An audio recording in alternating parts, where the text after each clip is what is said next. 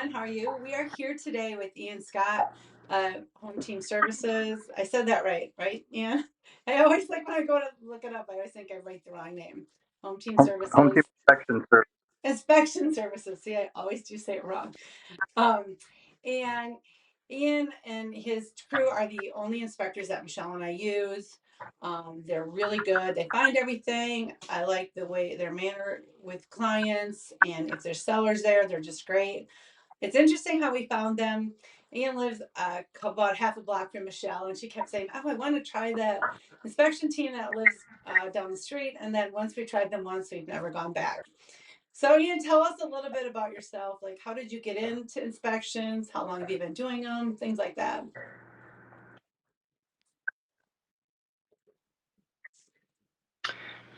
It wasn't something I really set out to do. I had a previous career in financial services, but had gotten out of that and always had an interest in some of the fringe areas, home remodeling, homes improvements, things like that. Been doing this now, though, for, absolutely love it. So we've been kind of going full tilt, just doing what we do. Yeah. I'm so surprised. I didn't know you were in financial services. I was, yeah. Yeah. Interesting. I used to be a CPA. I guess we all maybe migrate toward this. Um, and tell me about, so Ian, tell me about your team that works with you. What was that? Tell me about your team that works with you. Who's on your team? Oh, so we're different than other inspection companies in that we always come out as a team. So most homes we just send out two individuals. If the house is bigger, we'll send out more. Currently, our team we've got three inspectors out on site. One of them happens to be my son Elliot. The other is Willie. So that given the slowdown in the market trend, it's good for now. We used to have a couple other guys a couple of years back, but we're we're able to process everything we can with the group of us right now. So, and then my wife Katie also helps out in the back office area and handles a lot of the social media marketing stuff. Yeah, I really like that you bring out two people. I have not run into a lot of inspection companies that do two people, and it's so nice because you're much more efficient. Like when we're in a seller's house, we're taking time away from them being in their house. And, in bigger homes, especially, like the inspection would take so much longer if you didn't bring out two people. I like too, I notice when you're out on Yeah, inspection, you guys are absolutely. talking to each other. Go ahead, sorry. Yeah, it does help. Everybody loves it. I mean, realtors love it because when they're out there, they don't have to be out there for 3, 4, sometimes 5 hours. Like you said, sellers love it, especially in kind of the off times that sometimes these things get booked. They maybe are just getting home from work. The last thing they want to do is stay out of their house for another 3 or 4 hours. So everybody truly appreciates, especially those sellers who have kids or dogs or things like that. They're really appreciative that we're usually in and out of the house in less than 2 hours. So it's pretty much good for everybody. And we do it without losing any ground or skipping any steps because just with the two extra sets, two sets of eyes looking at everything and all the extra steps that we go through, there's some overlap.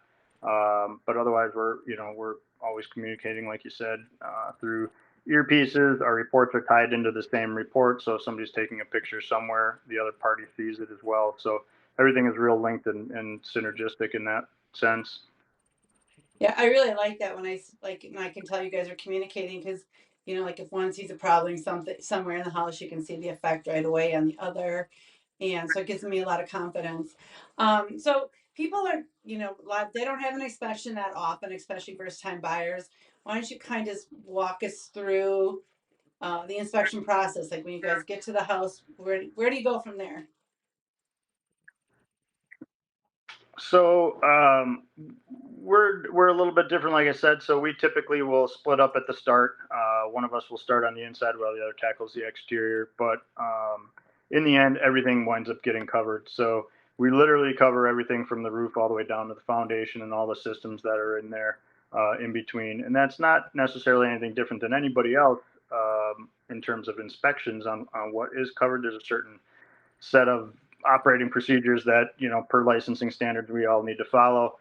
It's just different in how we go about doing it. But typically, we'll go in, we'll turn on all the lights, we'll function test all the faucets and the lights and the outlets and the windows and things like that. But we usually start from a top down approach.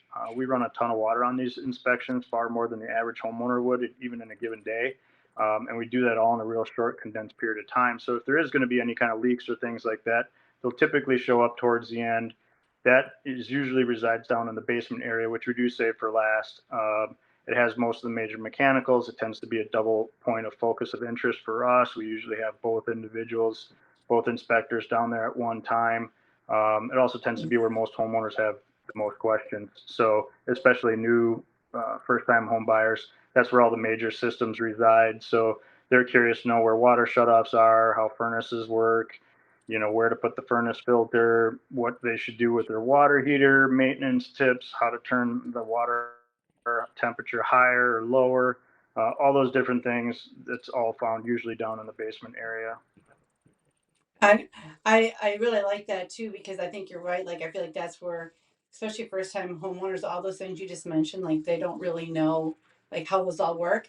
And it makes me think next time that we have first time homeowners and inspection, I'm gonna have you show all those things because I don't think I always did that before. But it is kind of where's my filter? What size is it? Where do I turn the water off? Things like that is so valuable. Well, like what kind of what level when you find some issue, what are the levels that you rate it? And so how do people know, like when they look at the report, like what, like let's say you found something in the attic, how do you rate that? So it used to be broken out by section. Several years ago now, the state of Wisconsin changed the reporting requirements on how things get reported. So it used to be broken out by, foundation, electrical issues, plumbing issues, and things like that. And now that's changed where things are reported as defects, items for repair, maintenance items, items to monitor, and then you can even have, further evaluation. So it kind of depends on what comes up and where it resides. Some of them in the defect category are, almost silly, but they did away with the old safety concern section in reporting, and all those now become defects if it has any kind of safety component to it. So you can have a missing outlet cover on an outlet that's a $2 fix, and it'll pop up in the defect category. And you can have major things like foundation cracks with displacement and things like that that'll be in that defect category as well. But those are all broken out within the report. Um, all the different sections and components of the home are broken out differently in the report, and then we tie all those together at the front end in a nice, clean, tidy summary where all those things are grouped under those different headings. And like I said, some of those lesser things. Items to monitor may just be age of major mechanicals, or maybe the roof is starting to get towards its twilight age. Further evaluation may be something where we just can't figure out at the time of inspection what's going on or why it's doing what it's doing, and we'll recommend to have a professional in that category come in. Maybe it's a full HVAC technician who's got to take apart the furnace and find out what's going on with the secondary heat exchanger. Maybe it's a foundation specialist who can come in and do some more detailed calculations on determining whether or not, a wall might require bracing or if it's just a repoint and monitor kind of situation. So there's all different categories, and each one of those has a different kind of component. Okay. And so when you're walking through with the buyer, because that's what I kind of find too, like even like on the when there's something that needs follow up, some of them seem like major and some of them, like you said, like it's a safety thing but it's not a major safety thing. What are the things that you see that buyers are most concerned about, that you get asked the most questions about when when they're going through and you start talking, because this is what I like. So what happens is Ian does his inspection, the buyers and I show up like maybe with an hour or so to go because they probably want to look around the house. And then Ian and his team talk to the buyers right in the house and we go right through the report. He can show them pictures. We'll walk, if they have a question, we'll walk and see. But what do you see the things that buyers are most concerned about kind of when you're talking through the report with them? The biggest things are usually the big ticket items. So they're always usually concerned with the roof, how many years left. Everybody wants to know how many years left it has. We do our best nobody's a professional in that category other than the roofers, right? Um, Mhm. Things like that. The bigger expense items, foundation walls is a big one. That's usually one where if the foundation walls check out, we measure everything with laser levels and things like that. And if it all checks out, that's usually a big sigh of relief for most buyers.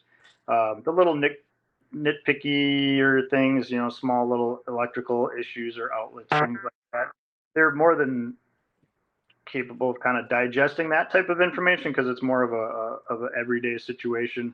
But the bigger ticket stuff for sure, like foundations and roofs and things like that, or like you mentioned earlier, attics would be another one. Not everybody climbs up in attics. In fact, most homeowners who own homes don't go up in their attic very often. So it's not uncommon for us to find things up there that they're usually pretty curious about. Yeah. And talking about addicts, I know one of the questions, I feel like one of the words that freaks people out is mold or bacteria. And I Yeah. feel like you guys do a really good job with that, kind of educating people. Like, there's some, there's a lot. And I know that you are not ever, like, that is not your job to say this needs to be done, but kind of giving comfort level to, like, when the word mold or bacteria is have to be brought up. Do you kind of see that with your client when you're in the house, that that's kind of one of the things that people get a little anxious about? They do. There's a lot of fear mongering out there online, so you can usually see what the buyers have been doing before they get to the inspection based on the lines of questions that they have. They're almost verbatim to some of these sheets that you'll see online of questions you should ask, Oh, which is fine. Everybody has questions, but yeah, so the vast majority of homes, believe it or not, have some sort of mold in them. If you were to do an indoor air quality test, by and large, you come up with something. They're very detailed tests. They'll tell you allergens and all kinds of different things that are in the air. But normal household mold, most of it can just be cleaned up with either a simple bleach water mix, vinegar water mix works great, especially on porous surfaces. Um, and then some of those molds too don't really have an impact on personal health so much as they do.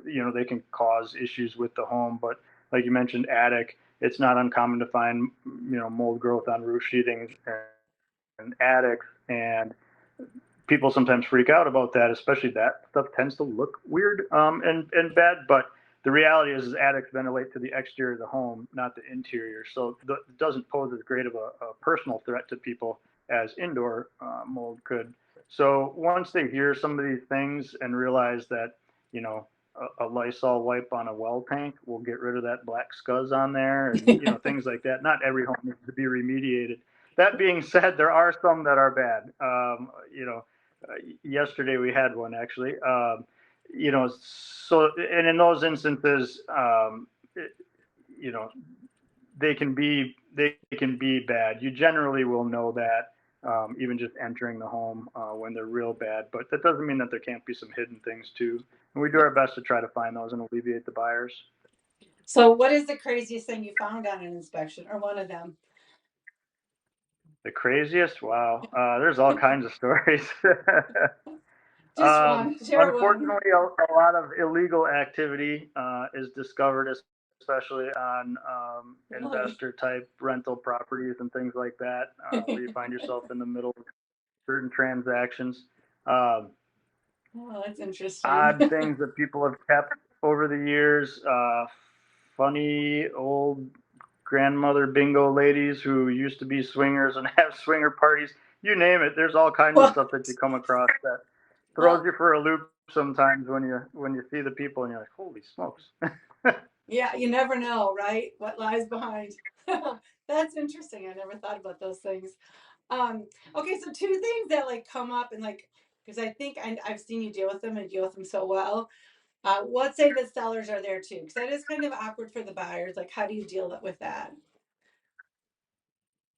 So first and foremost, it is their home. So sellers, it's just a fact of life that you have to deal with. During the COVID era, it was almost certain that you were going to have sellers present. Um, but they're there. It's their house. Oftentimes they can't leave. Maybe it's because they have special needs children that they need to attend to. Maybe it's because they have elderly people. Sometimes it's, it's their job, it's their place of work, and they just can't leave. So we always try to be respectful because it is their home and they're allowing us in there. And that really is first and foremost. So we try to treat the home with extreme caution and care as if it were our own. If they are there, we often will ask if there's a particular room or something like that that they would like us to do first, so we can get out of their hair, and then that way they can just sit wherever that might be. That's pretty common now from a lot of these work at home office setups that have been done over the last few years. So, and they're usually pretty appreciative of that. We do let the buyers know of their presence, and sometimes it's awkward for them.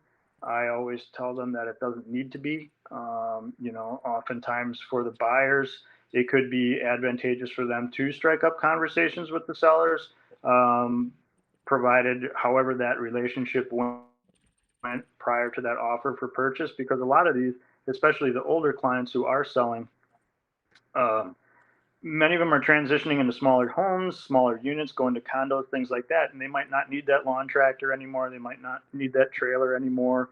And there's oftentimes a lot of things that can be sold to the buyers for a really good price. So sometimes it's beneficial, but nevertheless, when we're all done, those findings that we find, whether they're rather insignificant or sometimes even major, even the insignificant ones, sellers can have,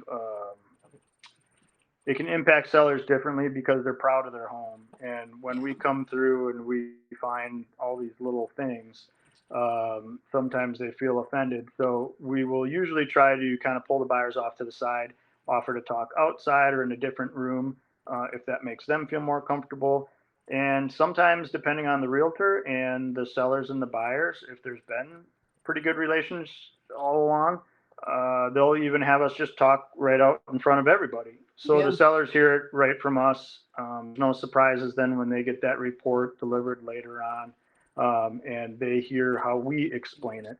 Because sometimes when you look at things on the report in black and white, it can look differently than when somebody talks to you about it, right? It's just like a text or an email where all of a sudden, you Yeah. don't get that intonation, you don't get the hand gestures, the movements, and things like that, and you just read it static. It can be sometimes alarming. And when some of these sellers or even the buyers hear that in person, it eases that transition. So not the end of the world if the sellers are there.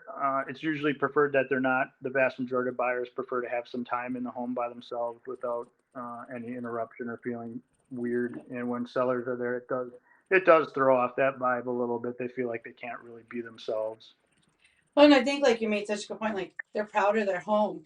And I've seen like where even small things kind of like, they tense up. Like, and I've never been to one inspection when there's never been one thing. Like, maybe not like significant things.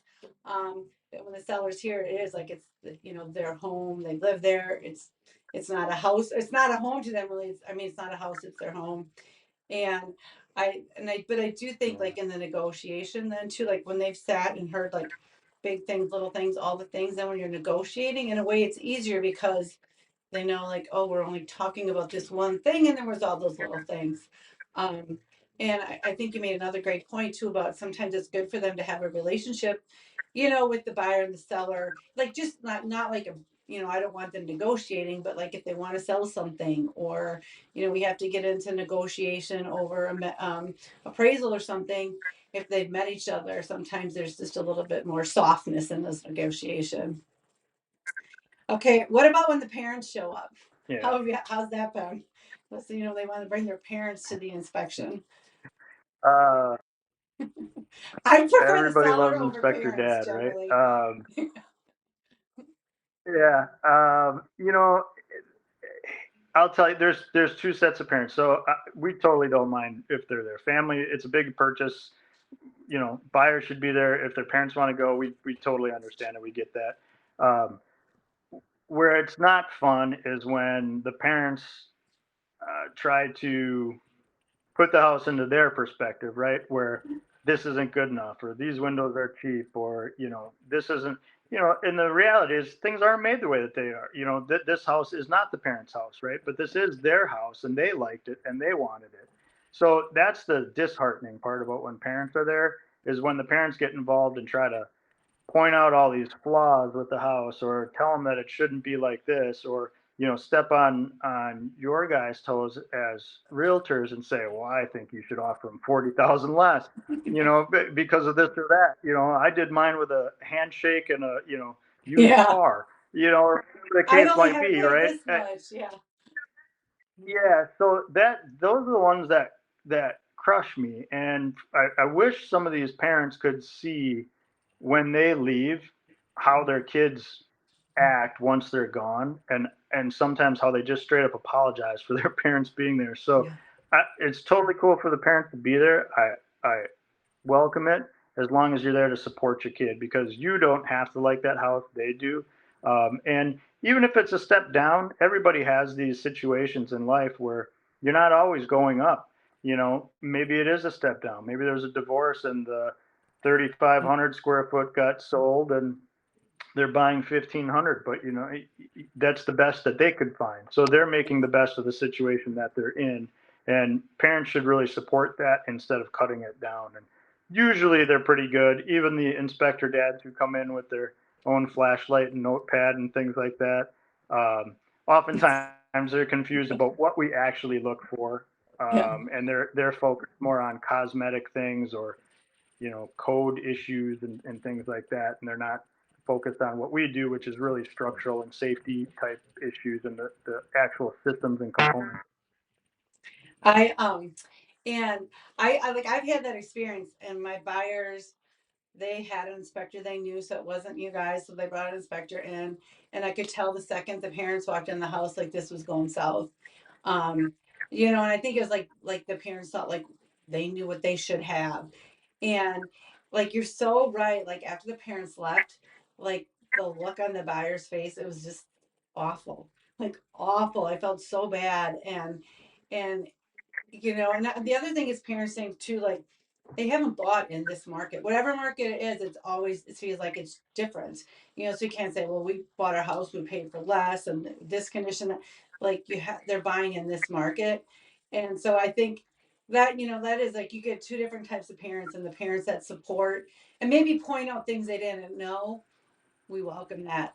But if it's a parent who's coming in with an agenda, like, let your children are adults if they're buying, so let them lead the process. Yeah. So another question is, people curious, like, how much does an inspection cost and who pays for it? So the bulk of the inspections typically reside right in about a $400 range, plus or minus. We just bill based on square feet at Home Team, so we don't charge extra for fireplaces or however many windows it has, or a detached garage. There are extra tests and things like that that you can do, or even extra inspections if for whatever reason, we do a lot of farms, and including barns. So it's not uncommon for us to do a farmhouse and then 4 barns as well, including stables and things like that. So those wind up being extra fees, but the general home inspection, which for us is the home and the primary garage, it's just based on the square feet of the home, and usually that puts people right around the $400 range. Well, and then generally the buyers pay for that, right? Unless it was written different. And I've Correct. never Yeah. seen where Yeah. the Sorry, I buyer missed that didn't. part. Yeah, typically the buyers will pay for that. In almost all cases, it's usually the buyers who will foot that cost. And then, so after the inspection, you send the report. They always get it the same day. What happens that night or the next day, or they have a question? Then, are you open to questions from the buyers, or how do you handle that? Yeah, absolutely. So when the inspection's done, first of all, we always tell people budget for 2 hours. Our inspections usually are wrapped up in about 90 minutes. So we save that last half hour to run through the things that we found with the buyers on the report, and just kind of give them that sort of 30,000 foot. These are the bigger ticket things. These are some of the other items for repair, maintenance, and things like that. Depends on the timing, but we'll kind of cover some of that stuff too. But that report gets delivered same day. It's usually later on that evening. Um, we always let buyers know before we leave, and even on the phone when they book, if there's any questions on anything. Our number's right on the front page, so feel free to give a call. Um, Oftentimes buyers can't make it, so we do a lot of these where they're not actually present. So in those instances, sometimes we'll do a FaceTime when we're all done and wrapped up. We'll also work with them. They can call, the following day or even the following evening or whatever, and we'll go through the reports with them page by page. So they can say, okay, I'm looking at page 25 here, photo 16. I see your note, but what am I really looking at, and why is it important? And we'll walk through them with that, and just really kind of work with them. There's no such thing as a stupid question, especially for new home buyers, and every new home buyer is different. I love to use one of our clients who his first time home ever was 15,000 square feet, and he wasn't sure if he had a water heater. He had 4 geothermal systems with a pond loop, which is way beyond his scope. But so everybody has questions, right? And some of them are seemingly dumb, but they're important to that person, and we're always there for those questions, even way after the fact. We've had people shoot me a text of a photo of something and say, "What is this? And is it important? I found it in my front lawn." Yeah, it's a little important. It's a roof vent, and it should get back up there. But so we're Yeah. we're always available for questions, and we have no problem going through the report with people, either on site or even after. Yeah, and I just had an experience with that last week that I had a client who was curious about something about a window and did it have to be replaced immediately or how long. And so I texted Ian and he sent me over to Willie who had done that review. I heard from the same day, a couple hours when he was done with his inspection he was on. And what I really liked is he knew like exactly what I was like talking about, even though he's probably done 10 inspections in between. And he knew, the important things to look at and think about. And so like I was really appreciative of that. And I think it's so important that and I appreciate that's one of the other things I appreciate you guys is that you're really open to people following up and you're so knowledgeable when they do follow up with you, it's not like, oh, let me think. I can't remember. You guys always are like on it and remember.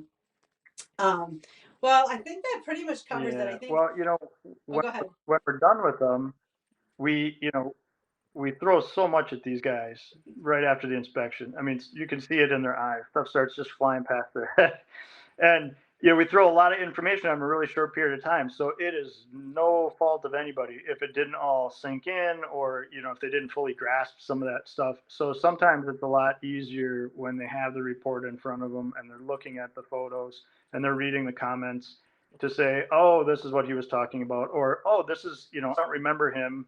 I can't tell you how many little kids came cruising across the floor, or mom is still in the kitchen pointing out the, cabinets or whatever. Yeah. And people get distracted. They don't always hear what you're explaining on site, and then they see it and they say, I don't recall him talking about this. So it oftentimes there's just so much information overload on the day of inspection that to follow back up a day or two later is it's almost expected, and it happens all the time. So people shouldn't feel bad about it.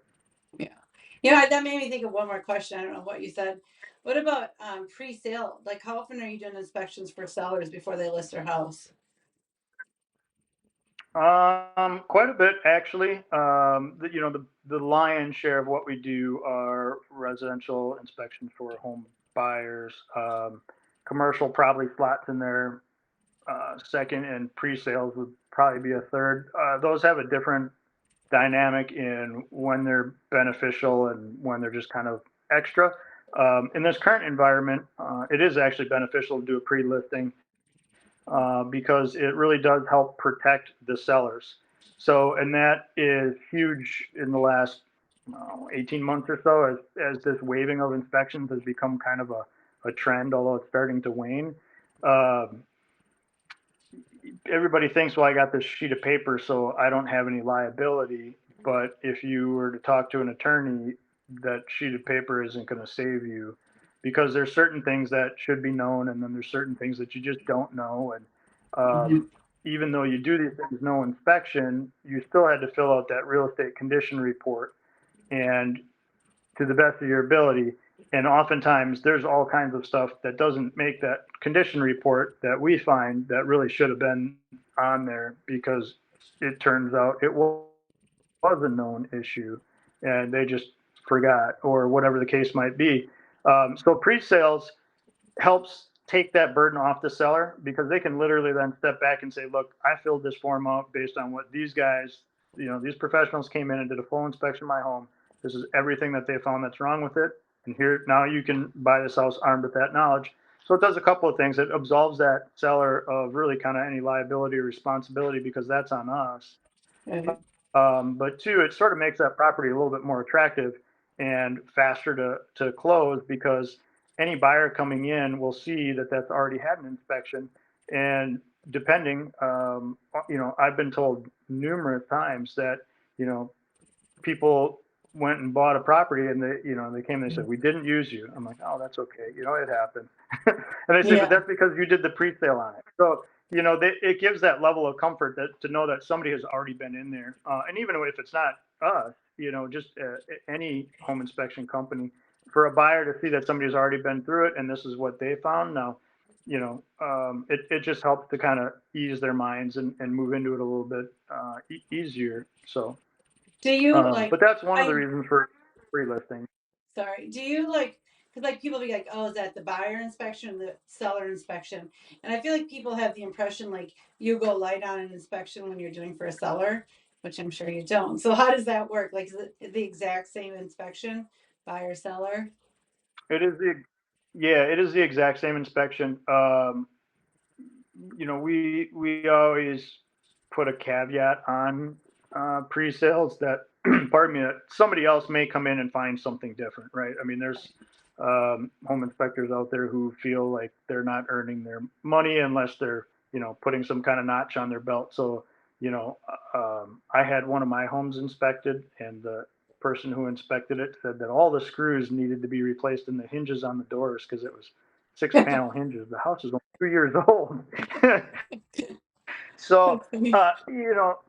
everybody comes up with something, right? That was a little ridiculous, but um, it's the same inspection. We go through the same systems. We do everything from the roof to the foundation. We still measure the walls. We still crawl through the attics and crawl spaces and things like that. So, because it really is, it doesn't matter who it's done for. At the end of the day, it's the job that we do, and it's routine. We do it every single day. Although houses are different, the process is the same, and we tackle that process the same way every single time. Our software and our systems make us do that, and it's set up that way for reasons that we don't miss anything, so that we are more thorough and we get everything that we need to get in there. So it's the same process. Yep. That's what I always think too, because when someone asks me, like, is it a buyer or seller? I'm like, well, I'm assuming the inspector does the same either way. So, well, I really thank you for your time. And I always tell Ian, I hope I see you more often because that means we have more transactions. I know he's doing one for us tomorrow, actually. But I really appreciate the quality and the integrity that you guys run your business with. In addition to like the calm manner, like what I really love about their team is that they're calm. It's never like a freak out situation. They present it factual, honest, but also, in a calm manner, which I'm so grateful for. First of all, I thank you for being one of our preferred providers. You guys are just really excellent. And I hope I see you way more often. Yeah, Thanks for thank joining us. you. You bet. Thanks a lot. Thanks. All right, we'll talk to you soon. Bye bye. All right, bye.